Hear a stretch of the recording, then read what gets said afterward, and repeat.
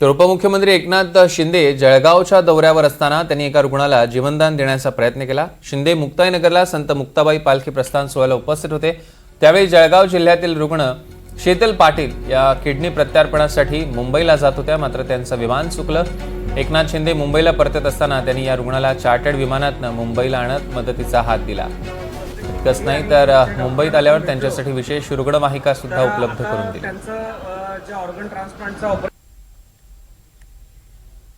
त्या संवेदनशील उपमुख्यमंत्री एकनाथजी शिंदे साहेब ज्यावेळी जळगाव विमानतळावर पोहोचले काल रात्री उशिरा, त्यावेळी त्यांना लक्षात आलं की एक आपली भगिनी आहे आणि या लाडक्या बहिणीचं किडनी ट्रान्सप्लांटची शस्त्रक्रिया व्हावयाची आहे, बॉम्बे हॉस्पिटलमध्ये मुंबईत आहे आणि त्यांना वेळेवर पोहोचणं आवश्यक आहे। त्यावेळी आपल्या स्वतःच्या विशेष विमानामध्ये या बोर्डे दाम्पत्यांना घेऊन आदरणीय एकनाथजी शिंदे साहेब आले। फक्त आलेच नाहीत, मुंबई विमानतळापासून बॉम्बे हॉस्पिटलपर्यंत सगळे त्यांची इथे पोहोचण्याची व्यवस्था केली। त्यासोबतच विशेष ह्याची काळजी घेण्यासाठी 2 OSDची नेमणूक केली आणि रात्रभर ते सगळे संपर्कात होते की आज सकाळी सर्जरी होणं आवश्यक होतं। कालच्या घटनेच्या माध्यमातून त्यांना सख्या भावाप्रमाणे प्रेम करणारा आदरणीय एकनाथजी शिंदे साहेबांच्या सारखं व्यक्तिमत्व मिळाले आहे आणि म्हणून येणाऱ्या रक्षाबंधनला मी राखी बांधायला देखील शिंदे साहेबांना येणाऱ्या अशा पद्धतीची एक वेगळी भावना त्यांनी या ठिकाणी व्यक्त केली आहे।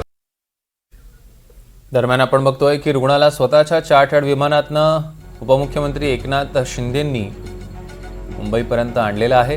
उपमुख्यमंत्री शिंदेंकडनं महिला रुग्णाला जीवनदान मदतीचा हात देण्याचा प्रयत्न करण्यात आलेला आहे आणि फक्त एवढंच नाही तर मुंबईत आल्यावर सुद्धा त्यांच्यासाठी विशेष एक रुग्णवाहिका उपलब्ध करून दिलेली आहे। जळगाव जिल्ह्यातील या रुग्ण शीतल पाटील किडनी प्रत्यार्पणासाठी मुंबईला जात होत्या आणि त्यावेळेला त्यांचं विमान चुकलं। एकनाथ शिंदे नेमके त्याच वेळेला मुंबईला परतत होते। महाजन दादा आणि शिंदे दादा दोघांनी म्हणजे सहकार्य करून मला मुंबईपर्यंत आणलं।